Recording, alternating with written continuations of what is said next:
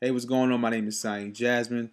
I'm representing NewPride.tv, www.newpride.tv, and I'm here to answer some questions about Freedom to Generation Project and look forward to answering questions. Let's start with the first one. All right, so the first one asks, now these are some complex questions. Are we at a point in this country where we can say from a civil rights, social justice, diversity perspective that we've won? If so, what have we won? Um, the honest truth, I believe, is that we haven't won. We haven't necessarily accomplished. Um, let me take that back. In order to say we've won something, we have to actually set out goals and say this is what we wanted to accomplish. So, from my perspective, on I think what the civil rights movement was trying to capture in different movements, I'm not sure if we've actually won. I'm not sure if King's vision was realized. I'm not sure if A. Philip Randolph's vision was realized. I'm not sure if it's actually been a reality. Um, so I may have to go back within my books and research the facts. But if you ask me, do I think we've made progress? Yes, of course. I think many facets of our society have made progress, but we haven't won. We may be winning some battles, but we're still losing the war, and the war is evident. I mean, when it comes to education, we're at the bottom. When it comes to unemployment, we're at the bottom. So until those things change, that's when we can say we actually won. Um, Unfortunately, we never received our 40 acres and a mule, and I think one the way society is structured, um, you have to have resources to make things happen. So the way people usually gain resources is through education, through money, buying things, but we've never received that economic justice from slavery. And I'm not one to look upon the past to say, "Oh man, we deserve this and that," but I believe that there are society there are reasons to why we all are here today. I mean, there are facts that show why we're at this um, point in society at this time and during this day and age. So um, we have never received our 40 acres in the mill. So I think from the beginning we've been at a disadvantage. So we've had we have our situation. I mean, it is what it is. So it's up to us as leaders to find out what steps to take. So I think in this next 10 years, you're going to see a change, a shift in African American leadership. You're going to see a new generation of leaders start to rise. What real societal changes have occurred because of the civil rights movement? There have been many societal changes. I think that there have been many positive aspects because of university integration, um, more public education. The problem that civil rights, the civil rights movement, and desegregation has posed for the black community is that it has lessened our reliance on ourselves. I think, and I went to school in Greensboro, North Carolina. So during this time, during the segregation era, you had many African American businesses on a street called Market Street, where you know African Americans usually reside. I may be wrong on the exact street name, but the point is that you've had flourishing black businesses. But after desegregation, I mean, we've incorporated and assimilated to the mainstream white culture. So it forced it made uh, different um, what's the word I'm looking for? Different effects where you've had um, where you have people um, who try to assimilate to a certain culture, and people want to purchase this instead of what they've normally had, and that we can go way back to the psychological mindset of slavery, and that's another conversation. But that's neither here nor there at this point. The point is that um, society has changed drastically for the better and for the worse. We are undergoing significant political economic shifts in this country. To what degree are these changes as a result of our access or failure to address shifting cultural and social norms that embrace diversity and reject assimilation? We're undergoing significant political and economic shifts in the country. To what degree are these changes a result of our success or failure to address shifting cultural social norms um, that embrace diversity and reject assimilation? Hold on a second. Jay, you know I'm doing a thing right now, right? Thank you. It's okay. All right. Well, you have I I'm not sure um if it was up to hmm that's a tough question. Okay. Mommy. All right. I'm gonna go to the next one because I think that's a real complex question, and I can't necessarily pinpoint an answer for it.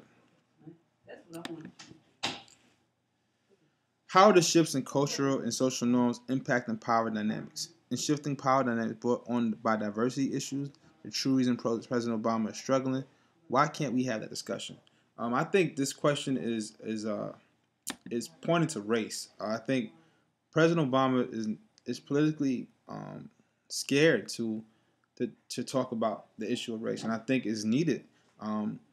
But the fact is that if he does talk about it, he has the potential to lose many voters. Um, do I think it's unfortunate? Yeah. But the fact of the matter is, this race is not necessarily. I mean, this country is not what people call a post-racial society. It is what it is. I mean, it's different kind of racism. I said this example before, and I use it many times. As an African American, my name is Syene Jasmine. So it sounds, it's Arabic. The name Syene is Arabic. So I can go out and say I want to be a progressive. I want to be this. I want free education. I want free healthcare, and that's what somebody may call liberal progressive values.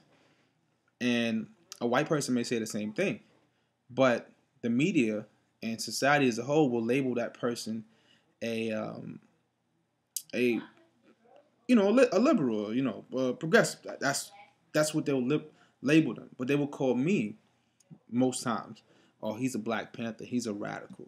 He's a black supremacist. Uh, you know, it's it's the unfortunate aspect of the society we live in, and I think it forces me and it forces President Obama to be careful in what he said, talks about certain things. I mean, we've seen it with the case with the Harvard law school professor. I mean, not law school professor, but Dr. Henry Louis Gates, and we've seen it with when he simply reached out to, you know, uh, congratulate Michael Vick on the work he's done. I think in his heart, President Obama wants to say many things, but I know politically that he can't do it.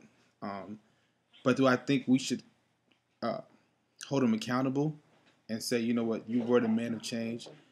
You went on this mission of bringing change to this country and eliminating racial and gender barriers. Yeah, I think we should. How important is race, gender, religion, ethnicity, sexual orientation, social economic standing in our decision-making process about work, family, religion, etc.? Are these factors important to freedom of generation, or we truly move post-racial society? Well, I figure I pretty much answered question 5. But once again, we have some ways to go. Will it ever change? I hope so, but I'm not sure if it would. But it's kind of like you get lemons and you have to make lemonade out of it. So we have to make the best out of the situation. There's been much progress. I look at Don't Ask, Don't Tell. I look at the Latino community. I mean, the DREAM Act will be passed sooner or later. It's going to get passed. So I think that this is a society, a true melting pot. I mean, this is turning into the United States melting pot. I mean, it's amazing. I mean, you go to California, you go to you go to New York State, you go to North Carolina. Here, you find a melting pot of different individuals. So I think it's a great opportunity. Um, Next question. Uh, as we successfully include formally excluded groups, are you moving from primarily distinguishing based on race, gender, sexual orientation, the religion to distinguish based on class, have betrayed the right for human dignity for the pursuit of privilege? I think you know, I think now while there's always going to be subtle racism, I think the fight now is class. So, but unfortunately, what happens is most minorities, you know, tend to fall in uh, the having poor economic status or lower economic status, I should say. And fortunately, racism, classism is all tied in together. I think that this country has, we might be in some deep trouble as far as the economic future. If it doesn't change, if the economic policy doesn't change soon, we might have a long way to go. But I think that we need to get back to um, the drawing boards with the leaders of this nation. So I think it should not only consist of the billionaires who own these big banks and these big corporations, but also consist of the different uh, stakeholders. I mean, you have to bring people from the middle class, the poor people. I mean, so I think that class is becoming a wider gap between the rich and the poor. And if the rich and the poor don't change, if that gap continues to increase, I guarantee you there'll be a revolution. There'll be a drastic change in this country.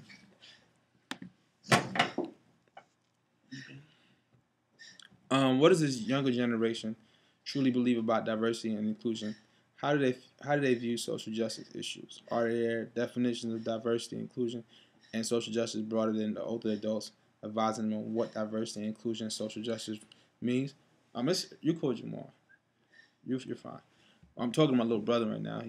They're growing up in a different era than I am.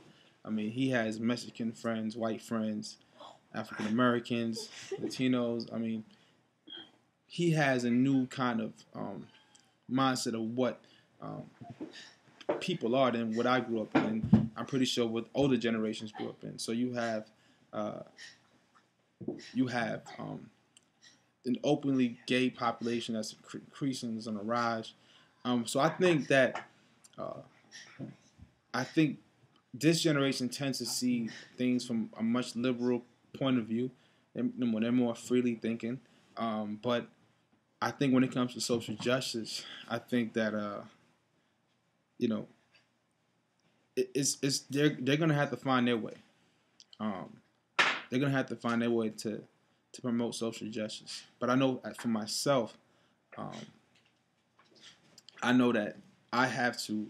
I know for me, the biggest thing is uh is class and is the economic status. I watch how many of my college classmates who can't find jobs, and eventually they're gonna have to pay back those student loans, and they're gonna have to tell Sally Mae that they can't pay back those loans, and unfortunately, I think the economic problem in this country will be turned into the social justice issue of the 21st century.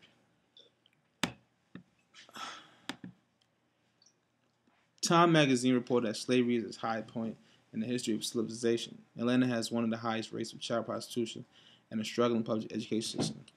In the home of King, Carter, and Coke, how is this possible? How can we be a city too busy to hate, have as much diversity as we have, and struggle with these issues, along with hyper-segregation? Um, I'm not really sure about uh, the child prostitution, but I have a little sister, and I don't think that's you know I think it's awful to hear about that, but I don't have all of my facts on it. But I do know in Georgia there was a recent prison strike, and I think you're going to see more of those around the nation. I think it's kind of ironic where you have these big corporations who employ individuals while they're in prison, but once they come out and they apply for a position within the same company they actually worked for, they'll get denied a job because of their record. So I think that's a great hypocrisy, and it starts from education. But it starts from the home, And it starts with class, and it starts with the resources people have. So if you have small resources, and your mother and your father are fighting about, or your mother, I should say, and whoever she's dealing with, or whatever issues they have going on, they're worried about paying the next bill. They're not worried about, getting an A on that next paper, because they have so many other issues to think about. So, and it's a from there, it's a down spiral of different effects. So, unfortunately, if you're poor, the chances of you going to prison are much higher than the person who's growing up in Long Island, New York. Not necessarily. I'm not going to say Long Island, New York, but somewhere, because Long Island has its different parts too. But you know, somewhere like the Hamptons, it's it's unfortunate, and you have your people out there who make it. I've been fortunate to live in a quote unquote middle class lifestyle, and I've been blessed. But I know that just like that, it can be taken away. So I'm thankful for what I have. But at the end of the day, it takes resources, and the way something like that happens is because people don't have, and let me be quite blunt, don't have money. And once you don't have money, you can't afford certain things. And until the economic policy in this country changes, there will be problems. And I advise the president, along with um, several members of Congress and different business leaders and different stakeholders on grassroots organizations out there, to find solutions, because once again, if it doesn't change, um, we might have some serious problems. And you know, I want to see this country live on. Um, I want to see a lot of the barriers that are set in place as an African American man eliminated. But something has to change. But until then, you just hope for the best. But my name is Syene Jasmine. Once again, I'm representing New Pride TV, www.newpride.tv. Thank you.